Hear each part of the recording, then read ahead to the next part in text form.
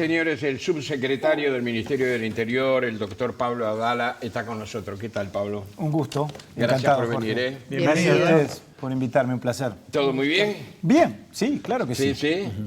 Bueno, vamos a ubicarnos en un hecho que estremeció a los uruguayos en estos últimos días, que fue lo ocurrido en el Cerro, más concretamente en Cerro Norte, ¿verdad? Esa zona tan complicada que aparece como tan compleja desde hace mucho tiempo.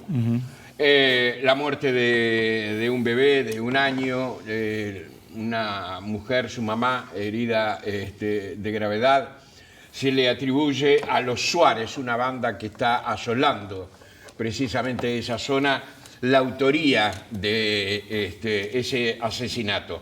Y se habla de los Colorados y los Suárez, es decir, que están enfrentados por el territorio, por dominar esa zona. Es estremecedor realmente eso, ¿no? Una zona que pueda ser, o que está en disputa por 2 grupos. ¿Quiénes son los Colorados y los Suárez? A ver, Jorge, yo creo que lo que pasó el sábado en Cerro Norte a todos, por supuesto, nos estremece, como dices tú, nos impacta. No es un fenómeno nuevo. No. Pero que no sea creo que nuevo, nos sorprenda. Que no sea nuevo, por supuesto, no quiere decir impacta. que cada vez que acontece no genere, digamos, no remueva las fibras y los sentimientos de todos los uruguayos, sobre todo cuando hay niños de por medio. Yo creo que es la expresión por encima de todo y más allá de lo que pueda tener esto de lucha entre bandas, de ajuste criminal, de ajuste de cuentas, claramente es la demostración o una demostración más de que vivimos en una sociedad que está cada vez más violenta, donde la violencia se diversifica, adquiere distintas formas, se expresa en buena medida en episodios relacionados con el narcotráfico, con el crimen organizado, sin ninguna duda, pero sin embargo, porque creo que aquí hay que distinguir entre lo cualitativo y lo cuantitativo. Lo cualitativo, por supuesto, nos impacta por la modalidad del episodio, por la violencia extrema que él mismo representó, por la pérdida de un niño de 1 año, pero sin embargo, esos fenómenos que cuando acontecen, repito, por supuesto a todos nos indignan y nos generan perplejidad, de la violencia letal y de la violencia letal que está detrás de los homicidios. Estoy yendo hacia la estadística que lleva al observatorio con relación a los delitos y al homicidio en particular, explican una parte, y una parte minoritaria, de la violencia y de los homicidios que acontecen en el Uruguay. ¿Por qué razón? Porque, reitero, vivimos en una sociedad que cada vez está más violenta y donde además aparecen nuevas formas de violencia y nuevas formas de violencia asociadas a nuestra convivencia y a la resolución de conflictos interpersonales como antes no ocurría. Sí, eso es evidente. Hay un sentimiento de odio que surge de cierta parte de la sociedad hacia otra parte de la sociedad, pero eso lo quiero dejar de lado. Yo preguntaba a Pablo, ¿quiénes son los Colorados y los Suárez que quieren hacerse prácticamente que los dueños de ese territorio? A ver, hay bandas de narcotráfico, notoriamente, que el Ministerio del Interior, la Dirección General que lucha contra el tráfico ilícito de drogas, tiene identificadas de un tiempo a esta parte. Hay un trabajo de inteligencia policial con la Dirección de Investigaciones, con la Dirección General de Lucha contra el Tráfico Ilícito, que viene dando resultados en cuanto a la identificación de estos grupos y al mismo tiempo en cuanto al combate de los mismos. Si analizamos los resultados desde el punto de vista de la lucha contra el microtráfico, en términos de los allanamientos que se practican, las incautaciones que se practican, que implican récord históricos en los últimos años, tanto de sustancias como de armas, como de dinero. Si lo analizamos desde el punto de vista de la judicialización de estos casos y las consecuencias de formalización y condena de los delincuentes y de los narcotraficantes, si lo vemos desde el punto de vista de la desarticulación de las bocas de pasta base, advertiremos que hay una política que es eficaz en términos de que genera resultados, notoriamente lo genera. Por supuesto, no llega a superar este fenómeno ni a erradicarlo definitivamente, que yo creo que además pasa en el Uruguay como en la región y como en el mundo. Este es un problema que no habrá de superarse definitivamente solo con la actuación policial, por eficaz, profesional y eficiente que sea. Porque estamos hablando, después de todo, aquí imperan las leyes del mercado, la oferta y la demanda. Estamos hablando de un negocio ilícito, por definición, y por tipificación legal, obviamente, pero que como negocio que es, y en la medida en que se mantenga, y no solo se mantenga, sino aumente la demanda del producto, en este caso de estas sustancias, y por lo tanto el problema de las adicciones se incremente, como sin ninguna duda se ha incrementado y lo tenemos instalado como un problema severo en nuestra sociedad, el fenómeno va a seguir existiendo. Sí, y seguiremos eso pasa en el diezmando, mundo, ¿no? seguiremos diezmando y golpeando a estas bandas que se las golpea y se las diezma, pero sin embargo el negocio se va a seguir recreando y regenerando. Esa es una mirada integral que es interesante, mirar en su globalidad el asunto. Ahora, pero lo que preguntaba Jorge, ¿no? Caso de los Suárez, puntualmente, ¿no? El Betito Suárez fue detenido en 2006, ¿no? Estamos hablando de hace 20 años que esta familia o este grupo opera en la zona y, sin embargo, un nuevo episodio los pone de vuelta en el tapete. Ahí no hubo inteligencia que valiera, no hubo accionar policial que valiera a lo largo de diferentes administraciones. Claro, tú sabes que en esto, porque vivimos en un Estado de Derecho y porque hay separación de poderes y porque la justicia actúa y la policía actúa, pero la policía actúa como auxiliar de la justicia, para que haya consecuencias judiciales, obviamente hay que reunir evidencia, hay que tener elementos, más que elementos de convicción, hay que tener pruebas o semiplena prueba, para proporcionarle esos elementos a la justicia y que la justicia actúe en consecuencia. No estoy hablando necesariamente de este caso en particular, pero digo, el sistema tiene estas complejidades que llevan, por lo tanto, muchas veces a mucho tiempo de investigación, de indagación, de actuación en el territorio.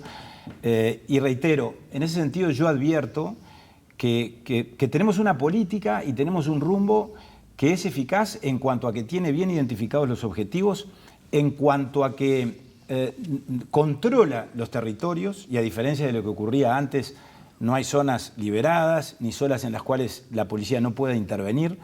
No solo la policía puede intervenir, sino que de hecho interviene, y esto que nos pasó en Cerro Norte, o que nos está pasando en Cerro Norte, con anterioridad, en el curso del presente año, también el año pasado y en los años anteriores, se produjo y se reprodujo en distintas zonas del departamento de Montevideo. Tuvimos situaciones similares no hace mucho tiempo en Villa Española, tuvimos situaciones similares en la Cruz de Carrasco, en Casaballe, y yo creo que ahí puede advertirse hacia dónde va la policía y cuál es la actuación de la policía y cuál es el efecto que esa actuación genera. Perdón, Pablo, pero ¿qué nos dice que durante 20 años opera esta banda y no podamos desarticular? Sabemos quiénes son, sabemos dónde quiénes están. son. Tú decís que no se puede juntar la evidencia suficiente por parte de la justicia, es difícil desarticularlas, pero es el caso más evidente de, digamos, una banda que sostiene en el tiempo más allá de las administraciones.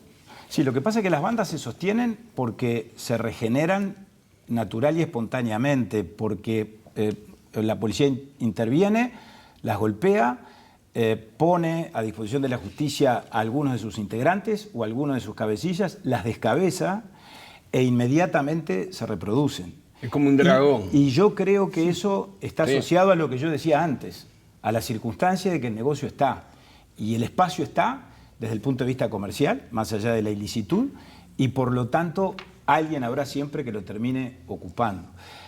Por supuesto que esto tiene determinadas lógicas que son a veces difíciles de comprender, porque por supuesto la opinión pública cuando ve estas cosas dice, bueno, ¿por qué si las tienen identificadas y saben quiénes son, por qué no arrasan y terminan con el fenómeno?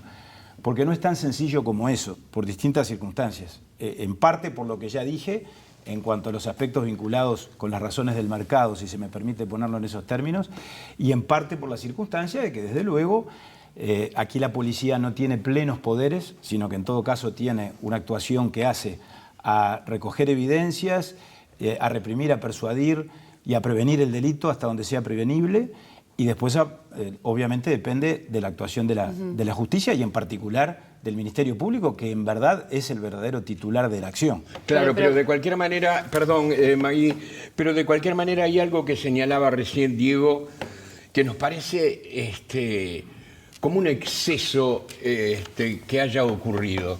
Es decir, una banda que existía en el 2006, se sabe que existe hoy, y en todo este periodo no se ha podido de alguna forma, no solamente desarticularlo, sino encontrar las pruebas necesarias como para terminar con ella. ¿Cómo es eso? Es decir, yo sé que El narcotráfico en el mundo es un problema que no ha sido extinguido, es muy complicado. Pero cuando se tiene un foco, es decir, hay un foco que está señalando con luz algo que está ocurriendo, en este caso nada menos que el tráfico de droga. ¿Cómo es que pasa 20 años y la banda sigue allí actuando? Bueno, no sé si 20 años, y repito, creo que tampoco vale hacer foco específicamente en esta situación. Me gustaría más que nada dar la visión de conjunto. Nosotros en el Parlamento recientemente presentamos, incluso en una sesión que terminó siendo secreta y que por lo tanto solicitamos para el Parlamento, o le solicitamos a la Comisión de Seguridad y Convivencia en la reserva del caso, la información detallada de las entre 45 y 50 bandas criminales asociadas al narcotráfico que están identificadas. Y todas ellas, en términos generales, están sufriendo, si se quiere, el aliento en la nuca y la persecución de la policía, y están siendo golpeadas y diezmadas. Algunas en el interior. Algunas en el interior. Este en particular. Por ejemplo, en Durazno y en Maldonado, así como hablé recién de Villa Española y de la Cruz de Carrasco. Exactamente. Bueno, y allí se han dado golpes, y golpes muy eficaces. Es decir, no es que no haya consecuencias, las hay. Y reitero, en términos de formalizados y condenados, por tomar un ejemplo, solo en el año 2003 tuvimos más de 1000, ¿verdad? Personas, narcotraficantes, delincuentes de distinto grado, digamos así, que fueron detenidos. ¿2003 o 2023? Perdón, 2020, ¿dije 2003? Sí. No, 2023. Lo cual representa prácticamente el doble de lo que ocurría en los años anteriores, porque, ojo, estamos en un escenario bien distinto del que teníamos en 2019, en 2018, y esto no es por entrar en las comparaciones políticas entre gobierno y oposición, pero bueno, son datos objetivos. En el pasado hubo una estrategia de combate al narcotráfico, a nuestro juicio totalmente errónea, que despreció y desestimó el combate al microtráfico y al narcomenudeo, con el argumento de que esto se iba a solucionar controlando las fronteras y combatiendo, por lo tanto, al gran narcotráfico, que sin ninguna duda hay que combatirlo, y que esta administración, desde luego, trabaja con mucha intensidad y también da golpes en ese sentido, y las incautaciones que se vienen produciendo lo registran claramente. Voy a dar un solo dato. En materia de incautación de pasta base, en 4 años de esta administración, ni siquiera los 5 años, porque el último año está transcurriendo, 2020, 2023, años cerrados, años completos, se incautaron 2.600 kilos de pasta base. En la administración anterior, en los 5 años, no se llegó a 600 kilos. Entonces, inexplicablemente en el periodo anterior se suprimieron las brigadas antidrogas de Montevideo y Canelones, o en todo caso con esa explicación de que desarticular las bocas de pasta base no era, en tal caso, una política antidrogas que fuera eficaz o eficiente o productiva. Yo creo que fue un profundo error. En eso tenemos una diferencia de concepto muy grande. Ahora, reitero, desde luego que este es un tema que está lejos de solucionarse, pero que, una vez más lo digo, para solucionarlo no será suficiente con que la eficacia policial sea todavía mayor de lo que es hoy. Que por supuesto siempre hay que mejorar la respuesta y en eso se trabaja.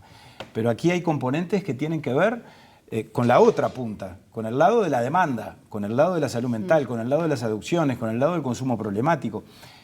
Fuera del sistema penitenciario y dentro.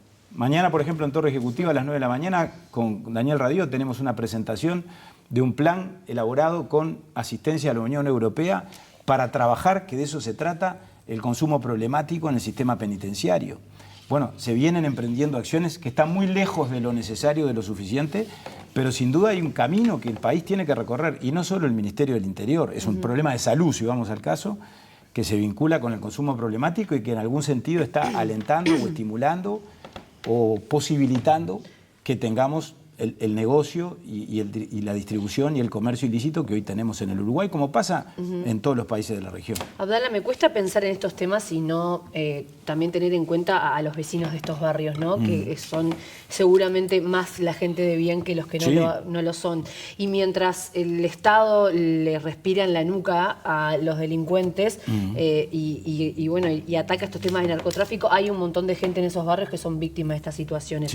¿Cómo se trabaja en estas zonas de riesgo? riesgo? Porque a veces da la sensación que hay actuación puntual cuando la zona está compleja, cuando se dan estos hechos como los que relatamos del asesinato a este bebito, pero que hay mayor presencia policial y mayores recursos tecnológicos y demás de Avenida Italia al Sur que en esos lugares. ¿Eso es una sensación errónea? ¿Cómo lo Yo ven creo que es ustedes? una sensación errónea, porque, por ejemplo, la inversión en tecnología, la videovigilancia que se ha desarrollado, se ha duplicado el número de cámaras, ¿no? Empezamos con casi 6.000, hoy estamos en 14.000 y estamos en proceso de licitación o de compra de 5.000 más para llegar a 19 o 20.000 en los primeros meses del año que viene, independientemente de quién gane las elecciones y quién gobierne. Es un proceso que está en marcha. Bueno, eso atraviesa Montevideo de norte a sur y de este a oeste.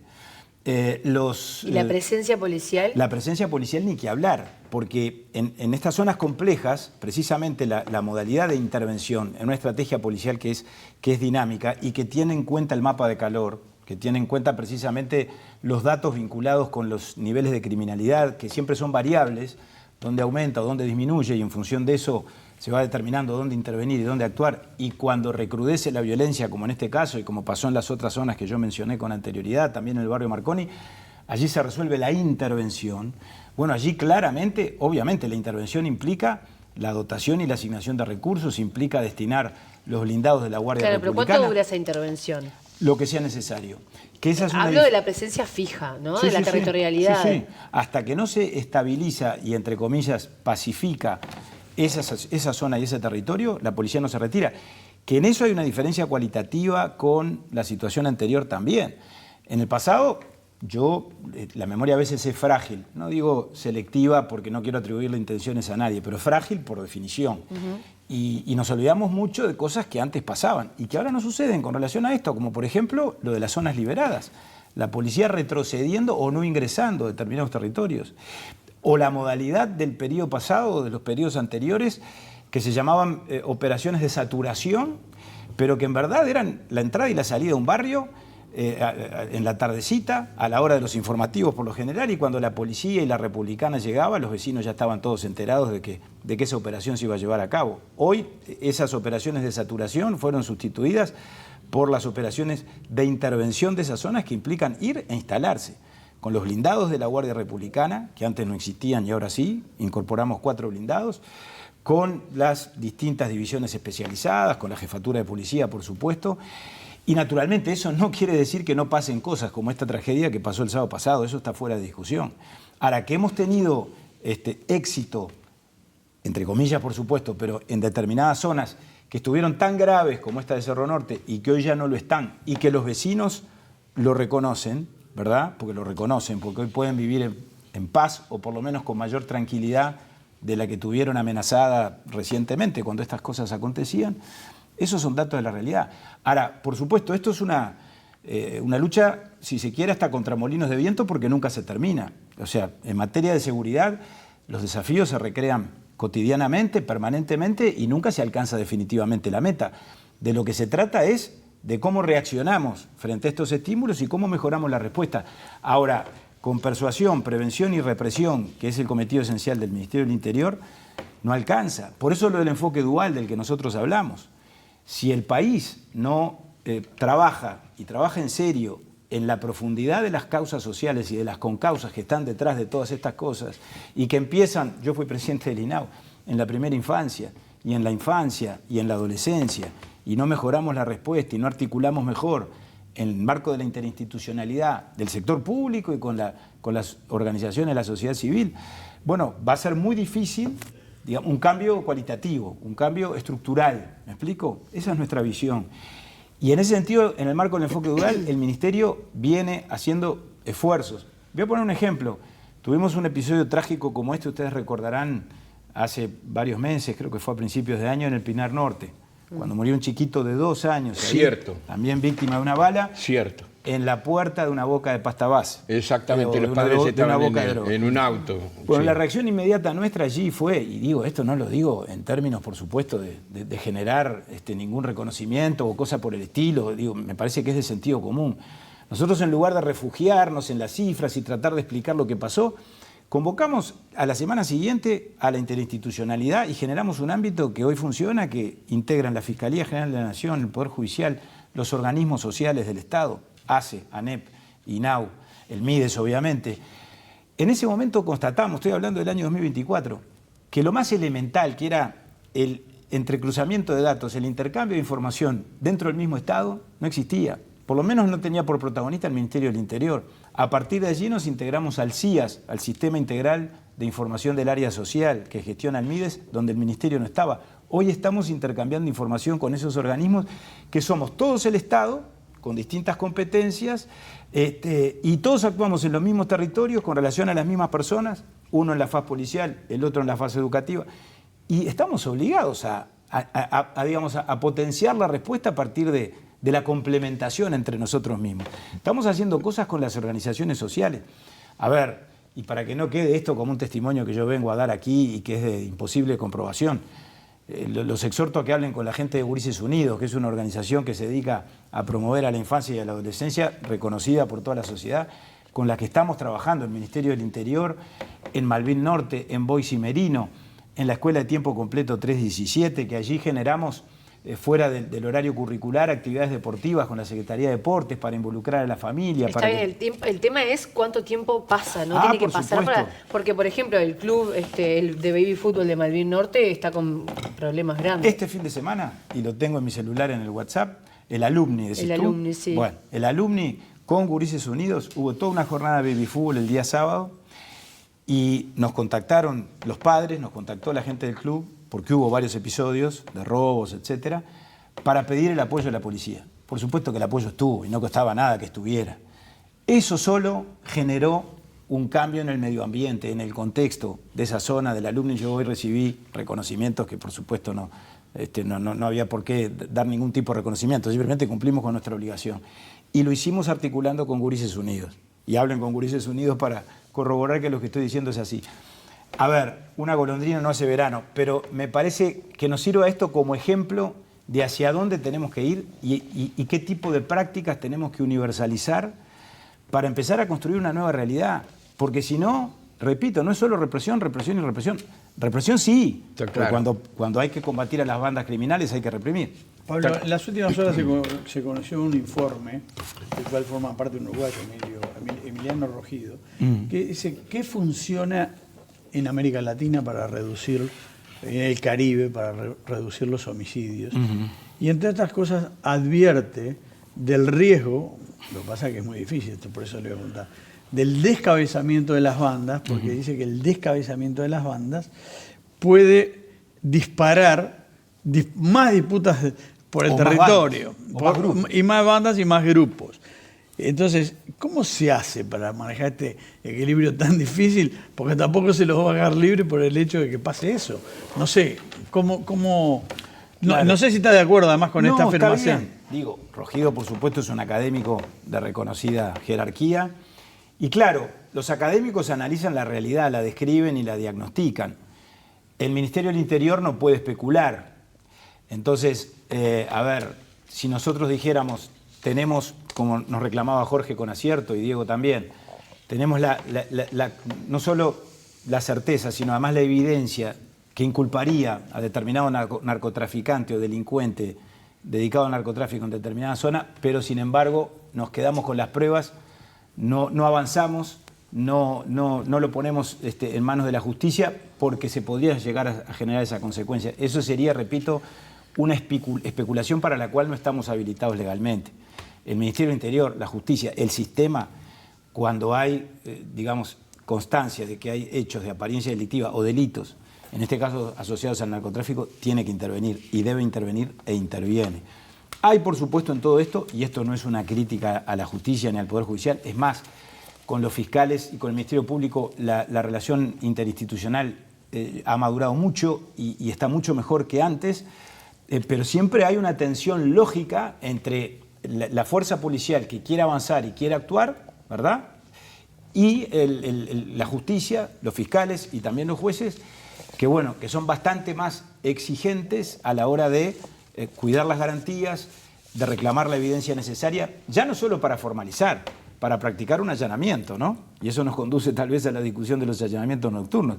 No crean que toda vez que el Ministerio del Interior o la policía promueve un allanamiento diurno, como se pueden hacer hoy, la justicia los concede con facilidad. Y esto no es una crítica, yo creo que es una cuestión de roles y, si se quiere, del equilibrio del poder, que en la democracia es imperioso que exista, porque si no caemos muy fácilmente en los abusos, obviamente. Y creo que el Estado de Derecho se da de bruces con todo eso.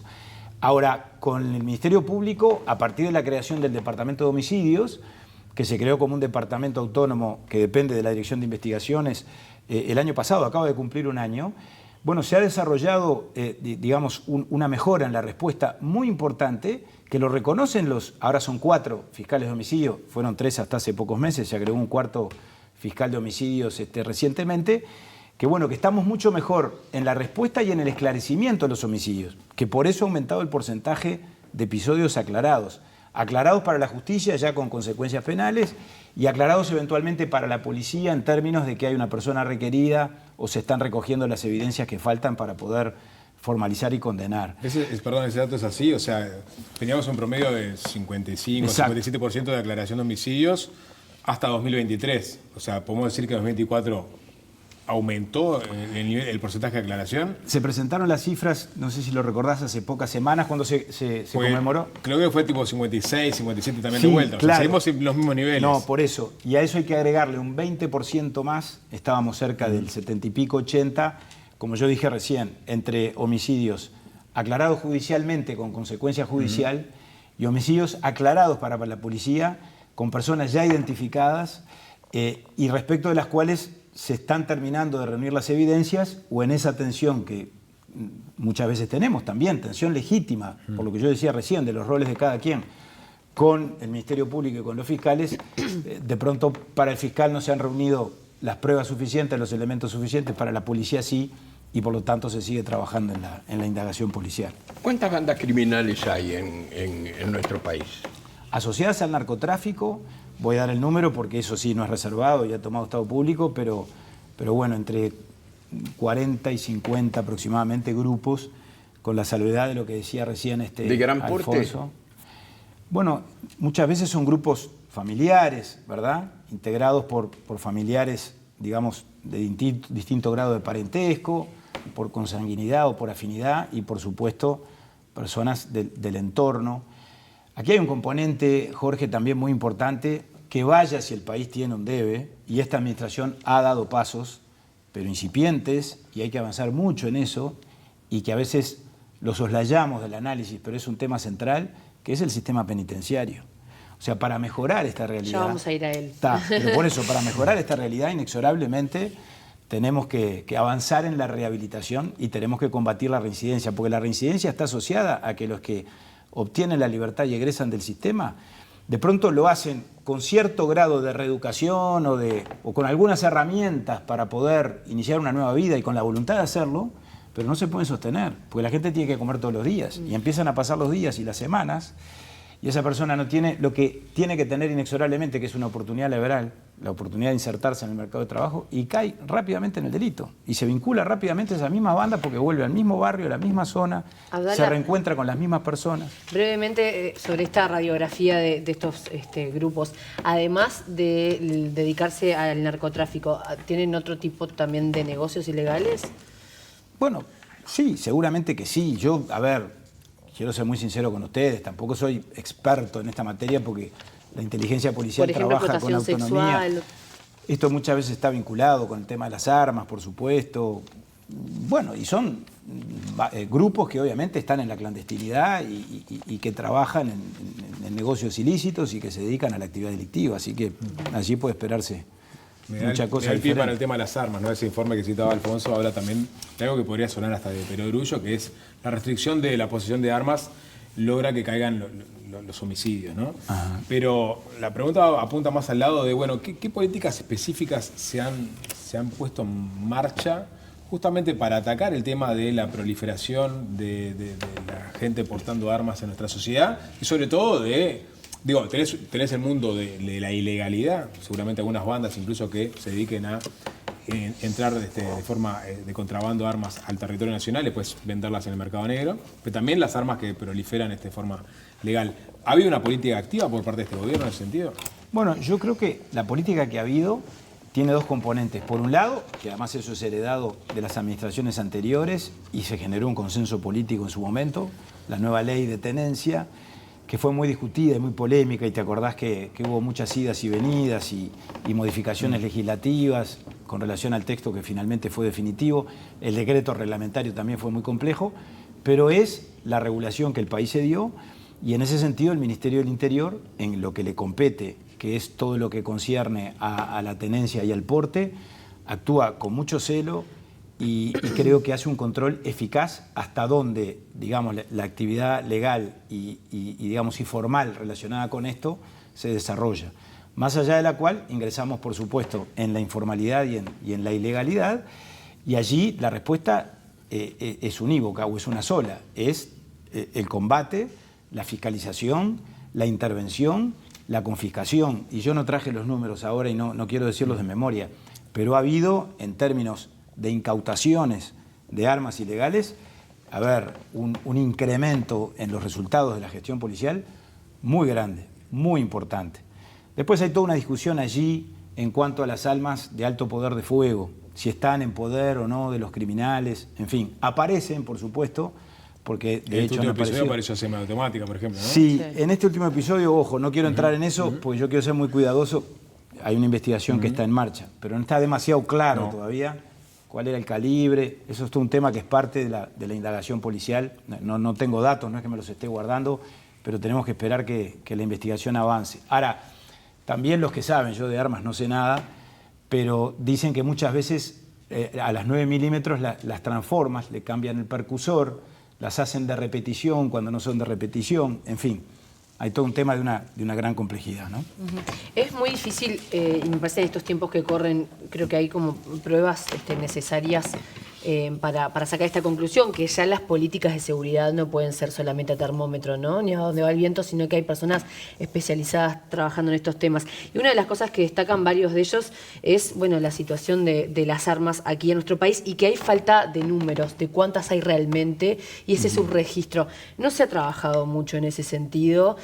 No se ha pensado por parte del Ministerio del Interior medir el subreporte que puede haber de las armas ilegales. Porque bueno, es difícil generar políticas de Estado si uno no sabe de cuánto estamos hablando. Sí, por supuesto. Magdalena, con toda franqueza, no tengo mucho más que decir con relación a eso que lo que ya dije. Es decir, creo que ha habido avances que, repito, que no son imputables o atribuibles exclusivamente a decisiones que se tomaron en este periodo. El país está recorriendo un camino, repito, no quiero reiterarme, con relación a la nueva legislación, al nuevo marco jurídico, que se puede hacer más. Pero más allá de desarmar, hablo de medir. Está bien, bueno, tal vez que sí, que se pueda avanzar en ese sentido, o profundizar en el análisis y en el estudio, no digo lo contrario. Hablábamos de los narcos y ahí parece haber, si ustedes lo dicen todos, una diferencia entre las actual administración y las anteriores. Unos apuntaban más o descuidaban, según el gobierno actual, el microtráfico, otros dicen hay que ir solo a las bandas o predominantemente a las bandas. Ahora, en algún momento hay un cruce ahí, hay una intersección, porque los que venden en los barrios seguramente sacan la cocaína, etcétera, de los grandes traficantes. Sí, claro. ¿Y eso dónde está la intersección ahí? Bueno, yo lo que diría que más que intersección, lo que no hay es un falso dilema o una falsa oposición, que a mi juicio ese fue el error de concepto, y esto no es que lo venga a descubrir yo, esta es una idea que yo claramente recogí en el trabajo en el Ministerio del Interior durante este último año, hablando con la gente de investigaciones, hablando con la gente de drogas, hablando con la gente de inteligencia, en cuanto a que no hay que ver esto en términos excluyentes, hay que ir por todo. Hay que combatir el narcomenudeo y el microtráfico, y por supuesto hay que combatir el gran narcotráfico, que la administración anterior postuló la necesidad de combatirlo y sin embargo los resultados fueron relativamente escasos o pobres. Pero hay una relación hay bandas que están dedicadas al gran tráfico que también forman parte del microtráfico, ¿o eso no está claro? No tengo una respuesta categórica con relación a eso, francamente lo digo. Lo que sí digo es que hay que avanzar, y hay que avanzar con convicción y en términos, digamos, de invertir y de mejorar la respuesta, no solamente apelando sobre todo a la tecnología. Pienso en los 3 escáneres, que ustedes me dirán, llegaron sobre el final del periodo de gobierno. Es verdad, pero llegaron finalmente. Y creo yo estuve en la presentación pública que se hizo hace 10 o 15 días, el director de aduanas lo dijo muy claramente. Me parece que con relación a esto ha habido un quiebre y vamos a ver resultados y cambios significativos, particularmente en lo que tiene que ver con una realidad de nuestro país que no podemos desconocer, que es nuestra ubicación geográfica y nuestra condición de país de tránsito, para lo bueno y para lo malo. Y también, por supuesto, para el tráfico ilícito de drogas y también para todo lo que tiene que ver con un país como el nuestro, que es de tránsito y también de acopio, y esa realidad hay que reconocerla. Y de consumo ya también. Y de consumo también, naturalmente, hay que reconocerla y, por lo tanto, combatirla. Debe ser parte de los objetivos de la política pública que a este respecto se persiga. Sí, lo del consumo es visible, ¿no? Hoy se puso a la venta una marihuana de mayor carga, mayor peso, mayor satisfacción para el consumidor y se veían unas colas muy largas realmente, ¿no? Yo creo ha que ahí crecido la cantidad de consumidores, ¿no? Yo creo que ahí hay un enorme desafío. A ver, yo asistí a este fenómeno en mi responsabilidad pública inmediatamente anterior, en la presidencia del INAU. Sí. Los estragos que el consumo problemático genera en la adolescencia, ¿verdad? Las dificultades que eso nos representaba a quienes estábamos a cargo del amparo y de la protección de adolescentes, que muchas veces eran ellos los que consumían y otras veces eran víctimas de la violencia o de la falta de contención o de la falta de cuidados de sus referentes adultos, que eran los que estaban atrapados y claramente afectados por el consumo problemático. Y es un fenómeno o una realidad que, a mi juicio, en nuestra sociedad ha avanzado negativamente, o sea, se ha claramente deteriorado esta realidad y ha tenido una evolución muy negativa. Yo creo que esto incide directamente en las características de nuestra convivencia, en la situación de la violencia de la que hablábamos hoy. Sí, sí, claro. A ver, cuando yo hablaba de la violencia al principio de todo, y ahí ustedes vieron que hay incluso discusiones académicas entre el informe de Rogido y su equipo y el observatorio en cuanto a cuál es la verdadera participación del narcotráfico en la etiología de los homicidios, en el origen de la violencia. Bueno, más allá de que sea un 20% o un 40%, que la diferencia está allí, no hay ningún estudio ni ningún análisis que con relación a esto se haga de la realidad que no indiquen que la mitad o más de la mitad de los homicidios obedecen a causas que no tienen nada que ver con el conflicto criminal, que hoy en nuestra sociedad tienen que ver o con la violencia doméstica o con los conflictos interpersonales.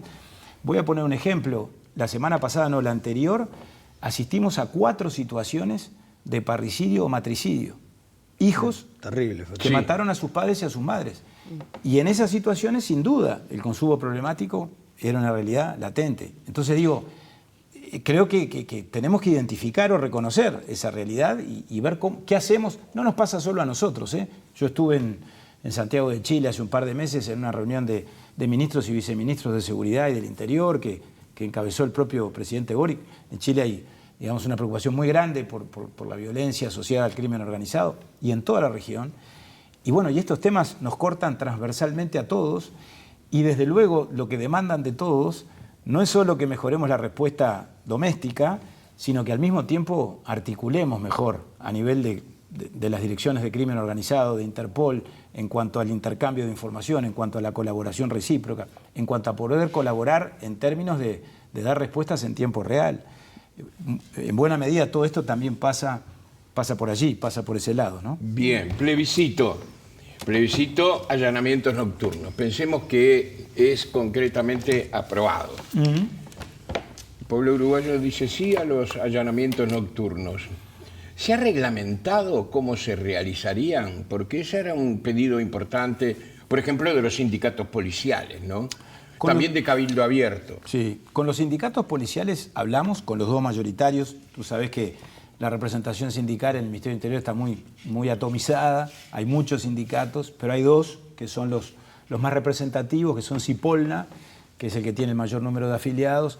Siempre una participación baja con relación a una institución que tiene 33.000 vínculos laborales, pero eso no les quita representatividad. Y después el SUPU, que es el que le sigue en número de afiliados. Con ambos hablamos con el ministro Martinelli y de una posición refractaria o reticente al principio, que lo llevaba prácticamente a definirse por la negativa con relación al plebiscito. Bueno, les dimos no solo garantías, sino que hablamos, reflexionamos juntos en cuanto a que vamos a protocolizar, capaz que yo no hablaría de reglamentar, protocolizar la actuación policial todo lo que sea necesario y además, por supuesto, incorporar todo el equipamiento y los implementos que sean necesarios para allanar durante la noche, que ya los tenemos, los visores nocturnos ya los tenemos y estamos en vías de comprar más. Los chalecos antibalas son de primera calidad y son nuevos, están recién traídos. Ahora, y en función de eso, si ustedes analizan las expresiones posteriores de los dirigentes sindicales de estos grupos, algunos dijeron, bueno, no nos vamos a involucrar en la campaña, nos vamos con la tranquilidad de que las garantías están o van a estar, que es lo que está bien. A los sindicatos más les preocupa en cuanto a defender las condiciones de trabajo. ¿Eso queda por escrito o es una cosa de palabra? Digo, porque hay una reglamentación posterior si se aprueba el Yo te diría, Diego, que es de sentido común. ¿En qué sentido? En el sentido de que toda la actuación policial se protocoliza. Están protocolizados los allanamientos diurnos. Cualquier procedimiento policial, a través de circulares que aprueba la dirección de la Policía Nacional, se definen las formas de actuación. La actividad de la policía es una actividad muy profesional y que está cada vez más profesionalizada. Y los allanamientos nocturnos, Jorge, yo creo que hay que desmistificar algunas cosas, porque me parece que el debate se nos politizó mucho, no sé si se nos ideologizó, pero sí se politizó mucho porque es concomitante a la elección nacional. Ahora, todos estuvimos de acuerdo con ellos en algún momento, ¿no? También quienes hoy dicen estar en contra. Cuando fueron gobierno hay expresiones del expresidente Mujica, del director Guarteche, el entonces director de la Policía Nacional, el director de drogas de los gobiernos del Frente Amplio. Hubo proyectos de ley presentados por legisladores del Frente que pretendían ir por el lado de la interpretación de la Constitución para habilitar los allanamientos nocturnos. Y lo que se está planteando y preconizando, yo creo que es hasta ampuloso hablar de reforma constitucional. Lo es desde el punto de vista jurídico, pero yo creo que es una adecuación de la Constitución. Es adaptar una disposición que tiene casi 200 años, porque viene de 1830, un cerrojo que se puso en aquel momento en una realidad bien distinta, ¿no?, del país, que estaba en pleno proceso de afirmación institucional, y seguramente ese cerrojo obedecía más a razones de persecución política que de otro tipo, a los tiempos nuevos. Somos uno de los 4 países que no admiten el allanamiento nocturno: Cabo Verde, Mozambique, Guatemala y el Uruguay. Y los países, todos ellos, donde se practican o donde están legalizados o son legales, no han vuelto de esa realidad, ¿verdad? Ni han desandado el camino. Nadie está planteando esto, además, a los efectos de tener, se dijo, que nosotros lo proponemos como una solución mágica. No. Bala de plata. Bala de plata, de ninguna manera. Es una herramienta más. Y sobre todo, más que herramienta, lo que esto permite es que si un procedimiento empieza durante el día y resulta que cuando se identifica a los culpables y se identifica la finca, se hizo la noche, bueno, que ese procedimiento pueda terminar con todas las garantías y con la autorización de 2 magistrados, porque primero hay que convencer al fiscal, como decíamos hoy, y después el fiscal tiene que convencer al juez, o el juez tiene que aprobar o autorizar el allanamiento nocturno. De eso es de lo que estamos hablando. Abdala, hablemos un poco de este trágico episodio que sucedió en el ex Concar con el homicidio de 6 reclusos, un incendio. Se busca por parte de los familiares de las víctimas responsabilizar, juicio mediante, al Estado. Ahí se estaría responsabilizando al director del INR, también al director del Comcar, del ex Concar, el propio ministro Martinelli, por omisiones abundantes, entre otras cosas, han dicho los asesores legales de las familias. ¿Hay una autocrítica por parte del Ministerio del Interior de este episodio? Yo lo que diría, Diego, y por supuesto, si prescindo del término autocrítica, no es por una razón de vanidad institucional que sería muy grave y que creo que sería hasta mezquina frente a una situación que costó la vida de 6 personas. Pero lo que hay sí es la convicción de que también en materia de política penitenciaria se está avanzando en el camino correcto, lo cual no quiere decir que no acontezcan, como en el caso de la fuera, de la política de seguridad extramuros del sistema penitenciario, que estemos mejor en la caída de rapiñas, hurtos, abigeatos, mejor en el combate al narcotráfico, mejor en los homicidios, porque se frenó una tendencia que claramente era ascendente cuando a partir del 2014-2015 los homicidios se dispararon. Pregunto sobre el episodio concreto. No, por supuesto, pero a lo que voy con este paralelismo. Es decir, no es la primera vez, y por supuesto esto no es excusa, que estas circunstancias pasan, porque el sistema penitenciario es un mundo, es un universo, compuesto por 26 unidades penitenciarias, por 16.000 personas privadas de libertad, por 5.000 o 6.000 funcionarios entre operadores penitenciarios y policía ejecutiva, etcétera, etcétera. Más de 40.000 visitas de familiares. Exactamente. Que es otro Entonces, en ese mundo, en ese universo, como en el universo, digamos, puertas afuera del sistema penitenciario, obviamente pasan cosas graves que lamentamos mucho y que asumimos las responsabilidades desde el punto de vista objetivo, porque bueno, los que gobernamos tenemos responsabilidades objetivas en el ejercicio del gobierno. Ahora, esto pasó allí, como pudo haber pasado en otro lado, como pasó en Rocha en el año 2010, que no fueron 6, sino 12 los privados de libertad, y no es por, repito, establecer comparaciones con el pasado, pero en la propia interpelación, que fue un intercambio muy interesante que tuvimos en el Parlamento el lunes de la semana pasada, quedó claro que aquí hay temas estructurales que vienen de décadas y que más allá de que avancemos en el sentido de lo correcto, este tipo de circunstancias pueden acontecer. Ahora, tenemos que combatir el hacinamiento, que no es que haya un hacinamiento en todo el sistema, pero sí hay bolsones de hacinamiento en determinadas unidades, en determinados módulos del CONCAR. El reporte del comisionado parlamentario es muy fuerte. Sí, sí, como lo viene siendo desde hace muchísimos años, y está bien, porque para eso es el comisionado parlamentario. Ahora, pensando en el hacinamiento, nosotros, generamos 1.900 plazas. ¿Qué nos está pasando? Que la mayor eficacia en el combate al delito genera más población carcelaria. Hoy tenemos casi 5.000 personas privadas de libertad más de las que teníamos cuando el gobierno empezó en el año 2020. Y esto no es que sirva de excusa. Generamos 1.900 plazas. Estamos en vías de construir 2.500 o 3.000 más, con 3 unidades nuevas en el Penal de Libertad, que ya empezó la construcción, como ustedes lo vieron recientemente, la nueva cárcel de mujeres o la nueva unidad penitenciaria femenina, que se va a construir en Punta de Rieles para 850 personas privadas de libertad del sexo femenino.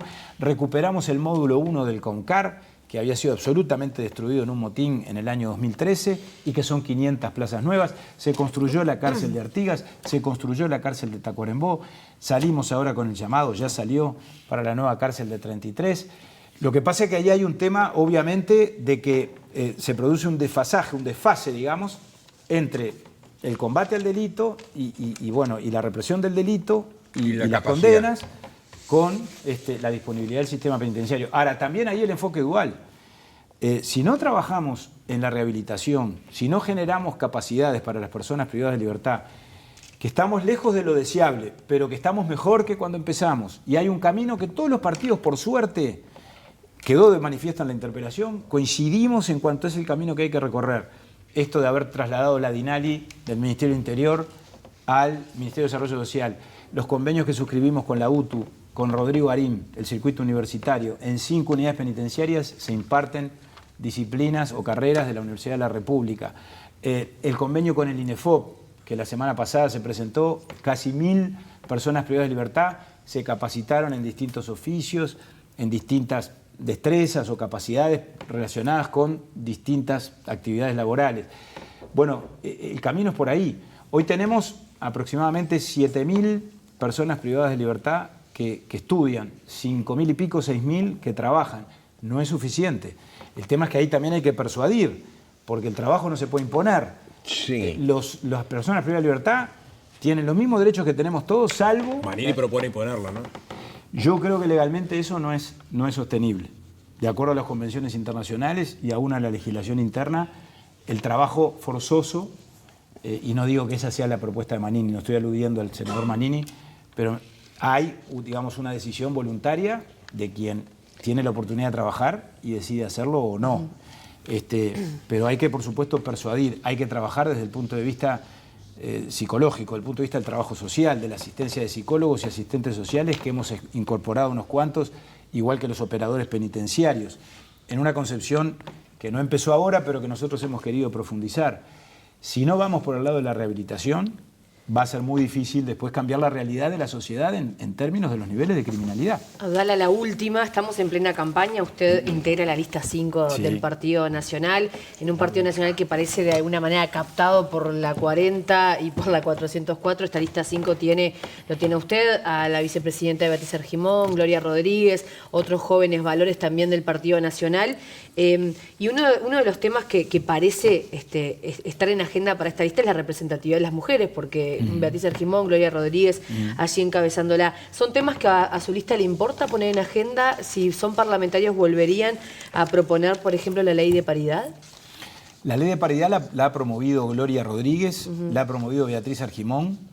Yo no la comparto porque tengo una posición histórica, por más que en algún sentido también estoy dispuesto a definirme como feminista, en el concepto bien entendido del término, es decir, en cuanto a la necesidad de reconocer las disparidades y las inequidades, que sin ninguna duda hay de género en nuestra sociedad, que a mi juicio no obedecen a una actitud deliberada o intencional de los hombres o de alguien, sino que en todo caso obedece a razones culturales y razones de la propia evolución Estructurales. histórica. Pero digo, yo no puedo renegar de cuál ha sido mi temperamento en el Parlamento. Yo no voté incluso la ley de cuotas, ya no la de paridad, y además lo fundamenté, fui miembro informante en ese momento, integraba la Comisión de Constitución y Legislación. Ahora, eso no quiere decir que después en los hechos no me sienta absolutamente a gusto en una agrupación que formamos con Beatriz Argimón y con Valeria Ripoll, porque Valeria ingresó al Partido Nacional a través de la lista 5 en ese momento. Pero ahora tiene una pata en la 22. Sí, está bien, pero en el sector de centro, que es en el que estamos todos, y con una actitud de Beatriz o un rol de Beatriz que claramente es de liderazgo. Y yo por Beatriz tengo una enorme admiración, a mente que soy su compañero político desde hace muchísimos años. De manera tal que esto no es blanco o negro.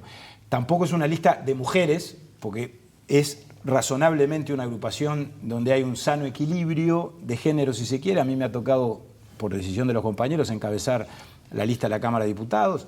El Senado está conformado por Beatriz Argimón, pero también por los intendentes, por el intendente Olivera, por el intendente Moreira, por el intendente Esquerra.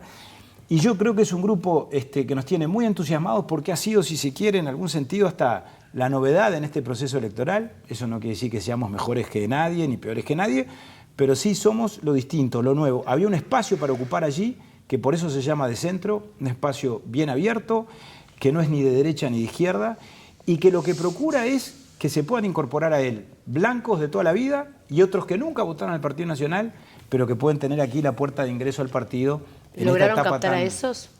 Yo creo que estamos muy contentos y muy sorprendidos de lo que hemos logrado porque hicimos una elección interna, presentamos la lista el 11 de marzo y el 30 de junio nos entreveramos en la discusión de un escenario partidario que quiero marcar un matiz con una expresión que tú manejaste recién, en cuanto a que hoy el escenario partidario en Montevideo no está dominado ni monopolizado por ningún sector. Hay agrupaciones fuertes, por supuesto, pero hay una diversidad muy linda entre todos los que estamos trabajando. Diversidad la hay, pero los números marcan que hay dos agrupaciones que son las más fuertes. Las más fuertes puede ser, y lo dirán las urnas. Somos todos compañeros del partido, pero nosotros venimos en un proceso de crecimiento que nos tiene muy entusiasmados y que, entre otras cosas, después de la interna, después de la buena interna, que a mi juicio hicimos en términos relativos, por supuesto, porque la interna es de voto voluntario, tuvimos la incorporación de Gloria Rodríguez, que es una dirigente de un gran caudal electoral y de apoyo político y de estructura partidaria en Montevideo y en el interior.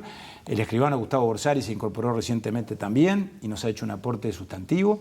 Así que estamos muy, muy contentos con lo que estamos viviendo y esperanzados, no solo en que a las 5 le vaya bien, que yo creo que le va a ir bien, esperanzados, lo digo francamente, en que gane el Partido Nacional y que Álvaro Delgado sea presidente, porque entendemos que es lo mejor que le puede ocurrir al país. Gracias, Pablo, por venir esta noche con nosotros. Seguiremos hablando de muchos temas en una próxima. A ustedes por invitarme.